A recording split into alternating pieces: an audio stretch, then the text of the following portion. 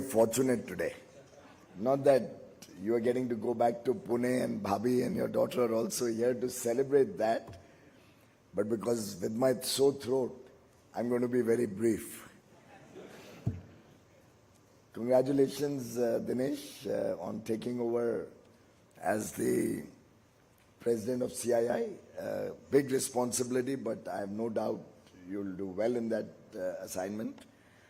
And all the best, Sanjeev, for a grueling year ahead as Vice President. And then, of course, as you take over, we hope to see you in Delhi more than Kolkata. Chandrajit, you've always been the backbone, pillar, somebody we've looked up to as the leader of the government and India Incorporated interface. And truly a delight to be working with you over the years. My best wishes to you. All the distinguished heads of mission, all the managing committee members, all the distinguished captains of industry, friends from the media, ladies and gentlemen. I don't think Sanjeev was wrong when he said, or when he was using the interplay of India and CII. Because you are the captain of an inclusive India. You are the captain of India Incorporated. And therefore, when CII beckons, I think even at short notice, we are all duty-bound to be here today.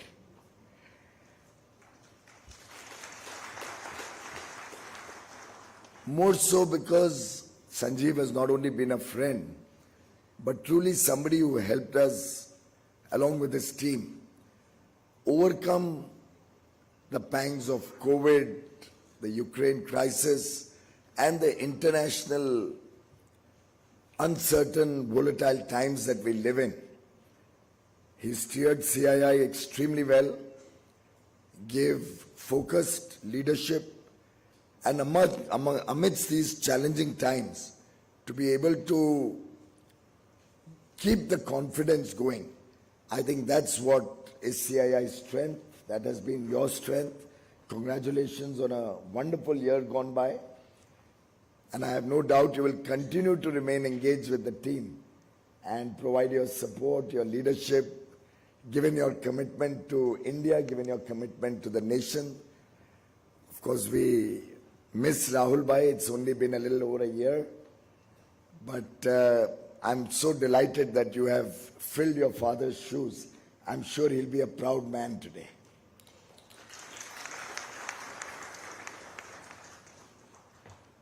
Friends, when we talk of CII, I also think it represents the face of a compelling India. An India which has emerged from the shadows of the past and is today looked upon as the bright spot in the world for very good reasons, for very, very obvious and definable reasons which are known to most of us in this room. We complete 9 years of being in government day after tomorrow. I remember on the 26th of May 2014, when we were sworn into government, we came in with significant stress all around. India was amongst the fragile 5 countries. I remember inflation was high and therefore interest rates were high. I believe you have the RBI governor coming in next.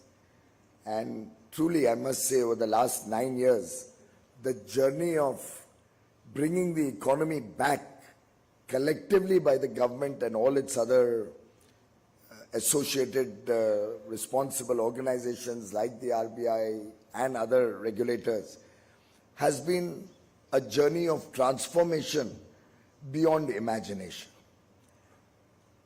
And I still remember 9 years ago, in the first 1 or 2 days, discussions were going on and we were recommended by many friends in industry and government and economists also that we should come out with a white paper of where India stands. And logically, it's very nice to berate the past and put all the blame on the past and take the view that let's come out with a white paper, let the world know, look, what we've inherited is a mess, and therefore work towards the future from a very low base of expectation. And I remember Prime Minister Narendra Modi at that point of time taking the bold decision that we cannot open our cards of how serious the economy is, how serious the difficulties are before the world, and showcase ourselves to be a underperformer, showcase ourselves to be a weak country. I remember it was a tough call. It's so much easier to remember the past, to speak about the past, to blame it all on the past. And it was not untrue, as most of you in this room will recall. The situation was truly very, very hurtful. The Indian passport did not have a value when we went over our international travels. We were hardly respected as business persons. The hope from India was very low. People expected corruption to be the order of the day. People expected favoritism to be the order of the day. People expected that the government will be populist, and therefore, I still recall at that point of time, there were two choices before us. The choice of taking hard decisions, the choice of going for very, very tough measures to bring the economy back on track, to bring our banking system back on track, to strengthen the morale and confidence of every Indian, of every business person, or just take the approach that we have a business as usual case, we have problems that we have inherited from the past, and it's very difficult to make change.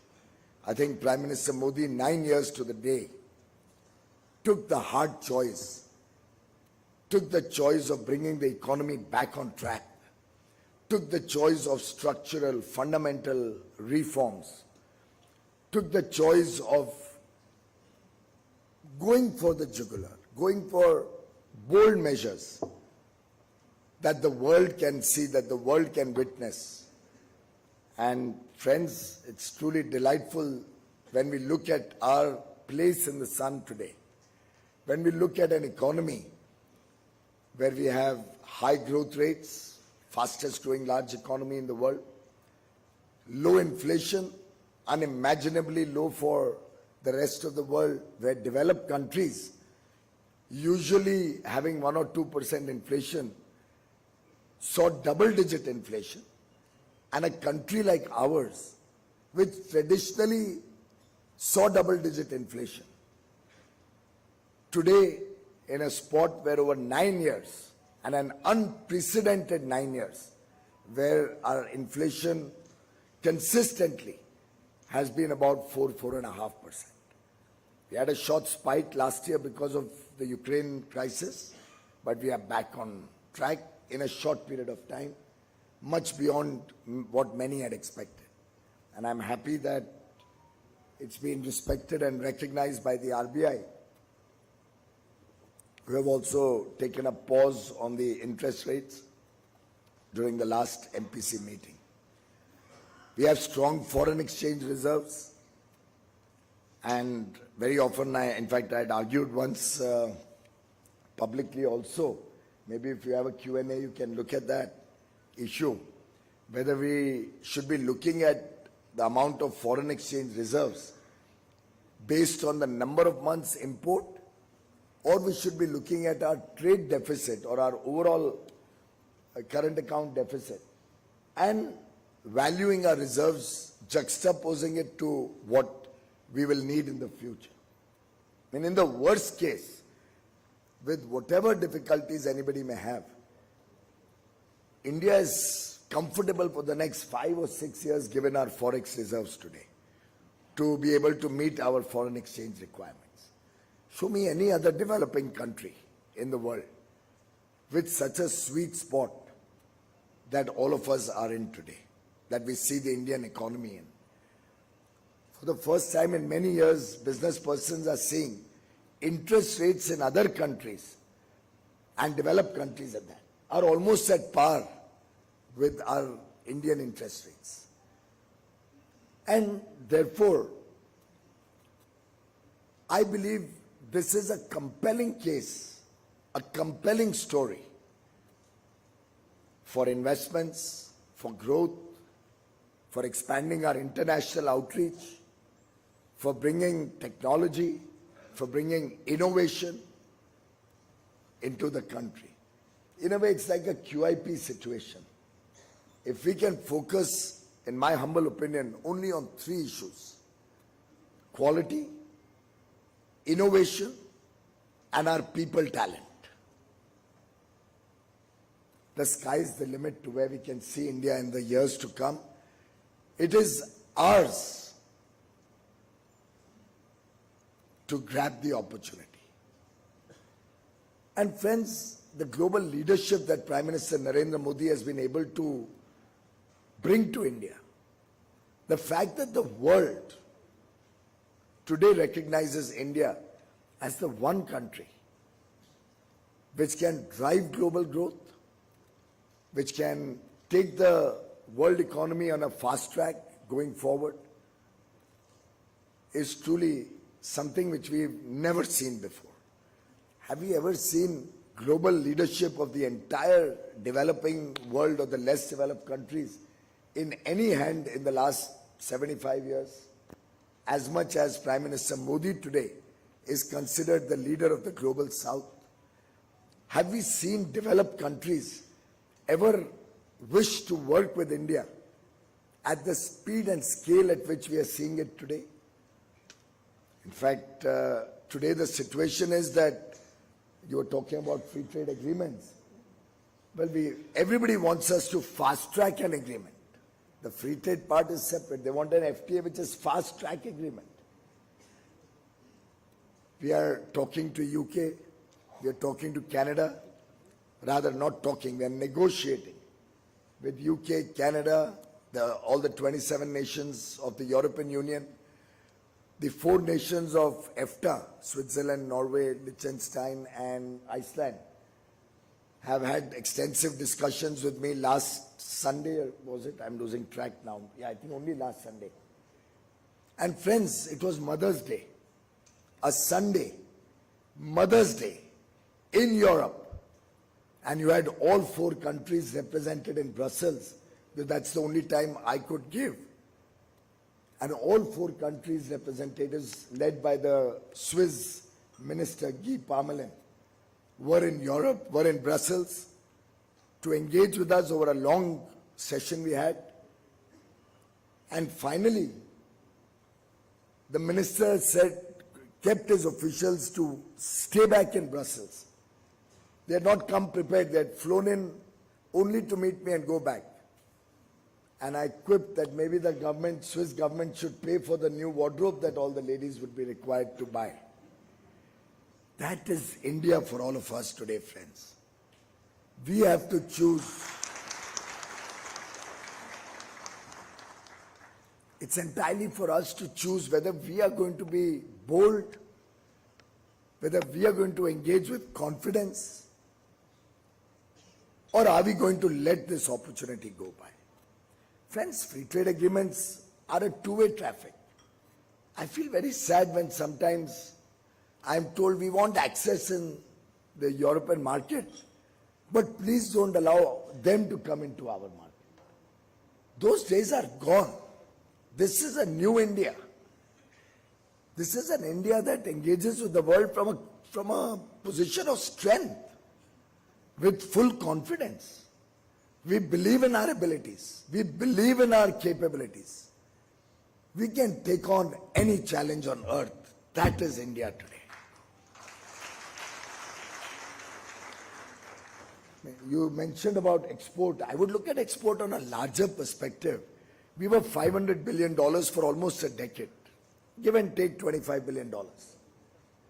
You all, and I say this because it was not something that we decided in government. Indian business decided that we are going to go for it. And you kept very ambitious targets year before last. You grew from 500 to 676. And then with all the difficulties the developed world was facing, the recessionary trends, you decided we'll still go for it. And you gave $100 billion growth last year from 676 to 776, which was unbelievable. Frankly, even I was very concerned, how are we going to achieve growth from such a high base? And at 776, comprising 450 billion of goods and 326 of services, we are just set to go. It's for us, our businesses, to invest. It's for our businesses to engage, to look to the world markets, go out with high quality products, take missions, take delegations, set up large exhibitions. We had the G20 presidency, a fantastic opportunity where the world is looking up to India. Over the next 5 months until end of November, let's have huge display of the India story, the India strengths, and capture these future frontiers. We are competitive. Nobody can compete with India once we put our heads to it together. We have the best of technologies. Where we don't, we are happy to invite technology to come to India. We are focused on sustainability, which is natural in every Indian. We are intrinsically a nation which believes in sustainability. And we have to internationalize. No country in the world has become a developed nation unless first you think like a developed nation. Second, you engage with the world with confidence. And third, expand your markets with an open mind, with a spirit of engagement. Get into global value chains, supply chains. Become a trusted partner for the rest of the world. And to my mind, the opportunity is ours to lose. We have set a modest target, and I call it modest with full sincerity, for exports by 2030 to be $1 trillion of services and $1 trillion of goods. I have no doubt we are going to achieve it. And look at our import basket. Our import basket largely gets affected by oil. That will have its own trajectory, possibly a lowering trajectory or a downward trend in the years to come. Whereas our export basket has all the things that the world desires. So we will be an economy which will be reporting surpluses in the years to come. And these free trade agreements will only accelerate that process, will help us generate surpluses, will help us keep a strong economy with strong reserves, with strong growth momentum. And therefore, friends, for us, it's an opportunity to take global leadership in business and industry also. Let's once and for all decide. And I would strongly urge the incoming president, let's decide to bury the COVID story. It's history now. Let's decide to live with what's happening in Europe. It's reality now. Let's go forward. There will be challenges. Who's not seen challenges in our life? I don't think there'll be a single person in this room who's not gone through difficult times, personally, professionally, in business. We've all seen that. It comes, and that's where the true strength of a company, of an individual, of leaders is demonstrated. You are talking about our monthly reviews, our COVID period. We never looked at it as something that's going to, the world is going to come to an end. Or like we had in the Asterix and Obelix series, the sky is going to fall on our head. We decided to take it head on. We decided to develop vaccines. After all, 220 crore vaccines, 2.2 billion vaccines being administered in a short span of time, domestically manufactured, supporting over 125 countries with Indian vaccines, most cases free of charge, particularly the developing or less developed countries, providing medicines to the rest of the world whoever needed it. All of these things conspired for us to become global leaders, whether in pharmaceuticals, whether in food, and most importantly, global leaders as a sensitive nation that cares for the world. Aptly reflected in our G20 theme, One Earth, One Family, One Future. And therefore, friends, I'd like to invite all of you, let's act. And that action is in our confidence to invest, our confidence to have an outreach across the world, our confidence to be able to compete with the best in the world, our ability to be able to understand what's most suitable and best done in India. Maybe there'll be 4 things, as Michael Porter said, where we are not competitive. We don't have the comparative advantage compared to other countries. We don't have to worry about that. We can always get that from wherever.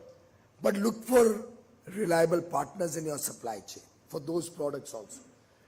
But there are so many other things that we get from all over the world where India has competitive edge, has technology or can acquire technology, where we can look at the story of Atmanirbharta or self-reliance, which are unnecessary imports, often of low quality and very poor substandard goods, unsafe to use. Let's work together in this spirit of cooperation and collaboration that CII and government have always reflected. Let's take the message to industry, big or small. Let's work together to educate, to enlighten our people, our 140 crore people, that they are our strength. Population today is our biggest strength, a young demography, our democracy, our people talent, the managerial skills and display all over the world. The grit and sheer determination, coupled with the aspiration of 140 crore Indians, is what is going to power the future of India, is going to open future frontiers, is going to make India truly a global power to reckon with.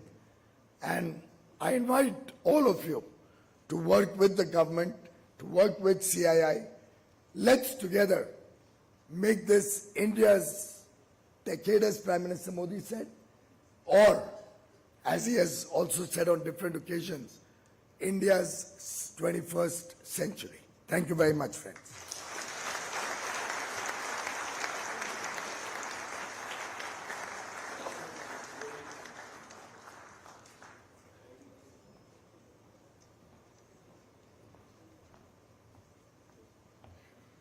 Thank you, Piyushji, for your warmth to CII and also personally towards me. Thank you for trusting CII and recognizing CII